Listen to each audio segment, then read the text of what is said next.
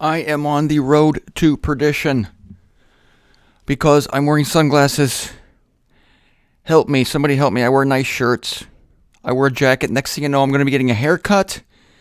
And then the next thing you know, I will be in the gutter. I will have fallen. God will have taken me down because of my self-love. Oh, my friends, if you knew how many times I looked in the mirror to make sure my hair looks decent. And then imagine the haircut on top of this. Can you imagine what would happen if I polished my shoes?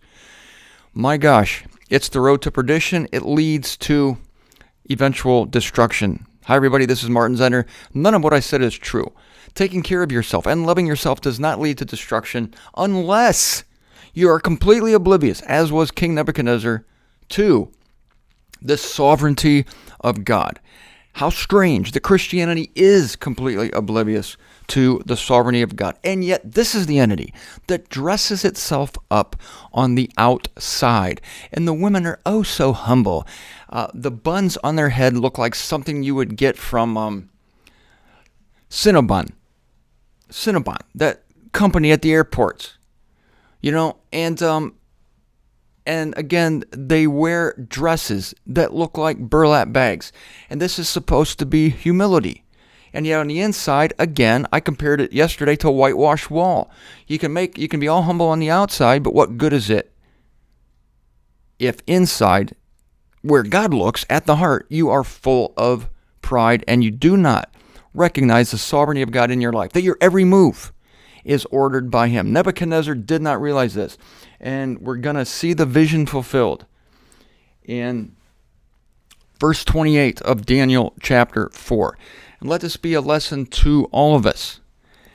I didn't get to finish what I wanted to say yesterday concerning my really being stunned at the fact that religious orders and sects, and that's SECTS, thank you very much. People like the Amish and the Mennonites who are so careful, and the Baptists who don't play cards, don't dance, don't drink alcohol, don't have any fun at all.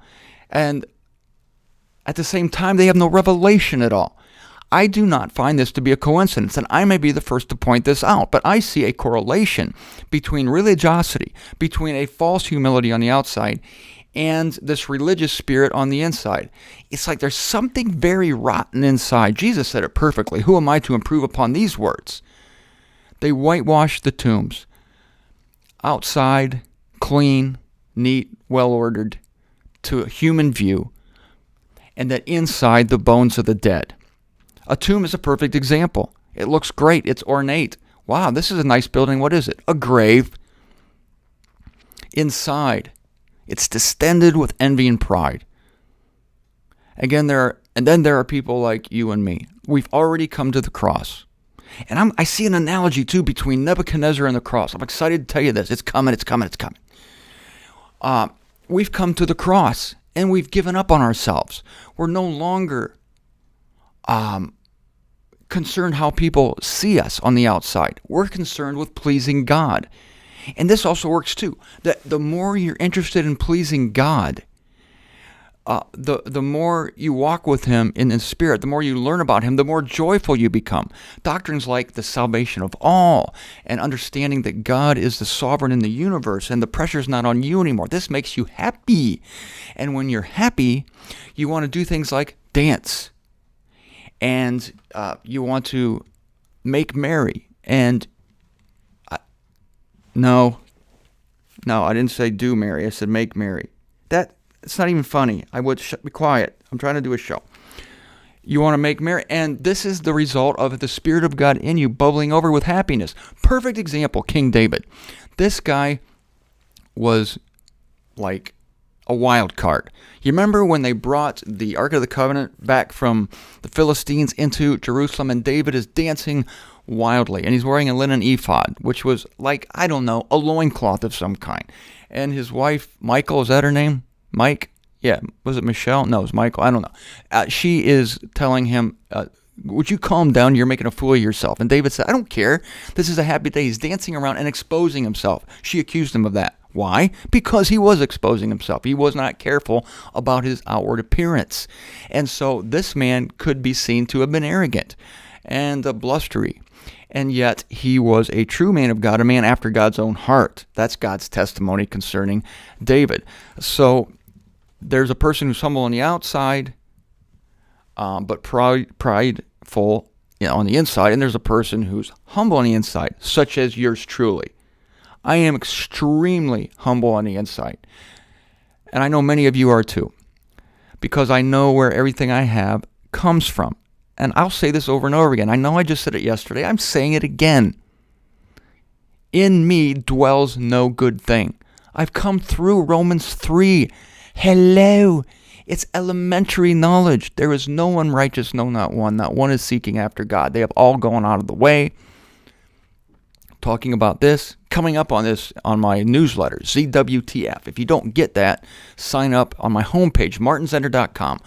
Go there, scroll down on the right-hand side of the page. You'll see a place to fill in your name.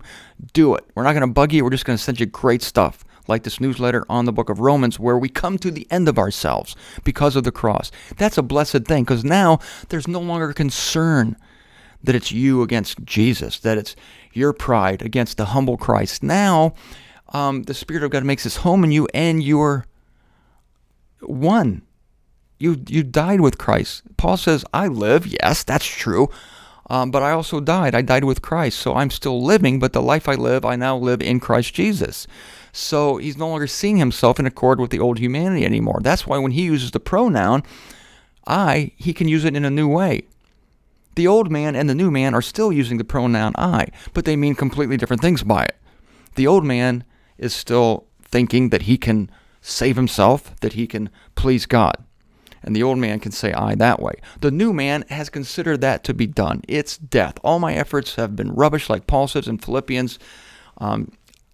Everything that I deemed to be profitable to me, I now deem to be a forfeit. My genealogy, my priesthood, the wonders of my work as a Pharisee, it's all dung. But he still uses the pronoun I. Ah, yes, but it's a new I. Now, and then God shows people like me these amazing revelations. People like me and Dan Sheridan. Let's not get started on Dan Sheridan. He's the opposite of an Amish guy. If you spend any time with Sheridan, he's anti-Amish. He doesn't do anything like the Amish. He's like King David, blustery on the outside, but humble as can be. Knows that he has a God, recognizes completely the sovereignty of God. These are the people God loves. You know who God, relatively speaking, hates? You know who he hates nowadays? He hates fakery. He hates religious pretension, which inside takes pride in the flesh. He tries to dress it up. How dare you try to dress that up in righteous garb? Like the high priest. Beautiful example of Pharisees. Beautiful example. All flowery, wearing robes, wanting to be seen in the front of the buildings. All humbled, bowed. They pray in public. What good does it do them? Nothing. They kill the Messiah. No truth inside. The Amish would do the same thing today. Now, we're supposed to be talking about Nebuchadnezzar. Here we go. It was prophesied concerning Nebuchadnezzar that he would fall. Pride does come before a fall. Amy was right yesterday. But again, Nebuchadnezzar, we're in the it can still happen it can still happen today. Yes, Amy, I admit that. It can still happen today.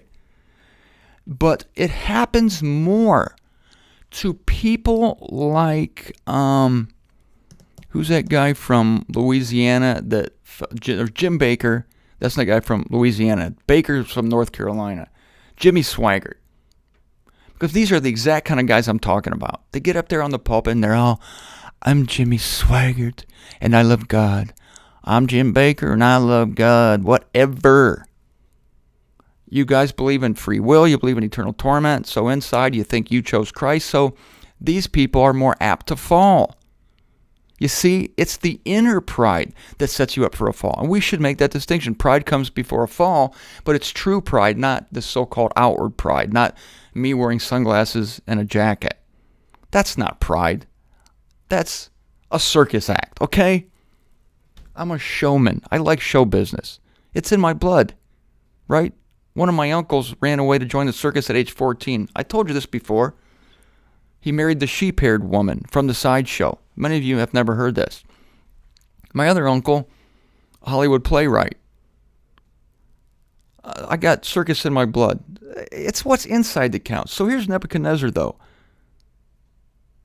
He's walking around the parapets of his kingdom.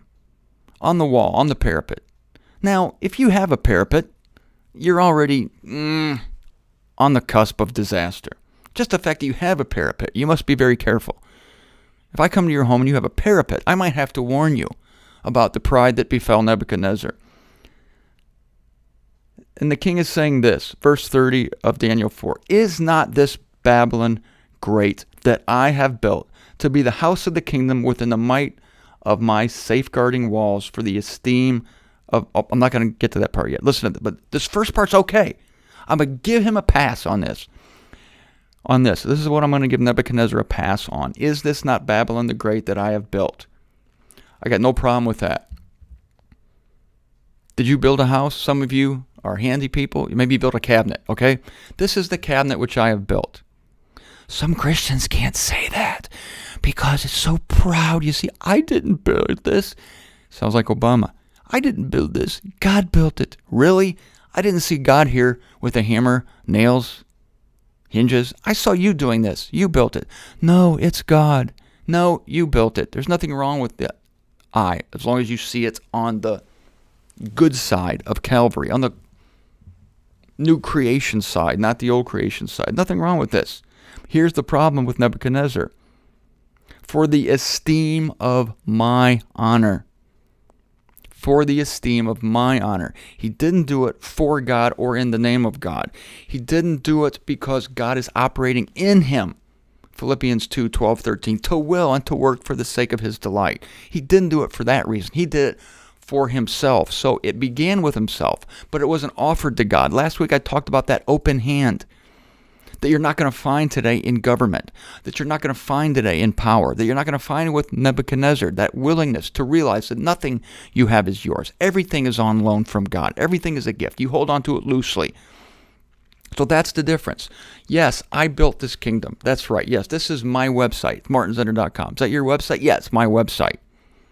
It's not God's website. God doesn't have a website. This is my website. Where did it come from? Oh, God gave me everything I have. He gave me the ability to make a website, to make a show, to write a book. It's all of God. That's the difference. For the esteem of my honor. Verse 31. And while the matter is still in the mouth of the king, a voice falls from the heavens. To you, they are saying, King Nebuchadnezzar, the kingdom passes away from you. From mortals are they shoving you, and with the animals of the field is your abode. Herbage will they feed to you as oxen. Thus 7 seasons shall pass on over you, till you shall know that the supreme, capital S, is in authority in the kingdom of mortals, and to whom he is willing, he is giving it. Wow. Those 2 verses are impregnated with knowledge and wisdom, and we are going to deliver that knowledge and wisdom to you tomorrow.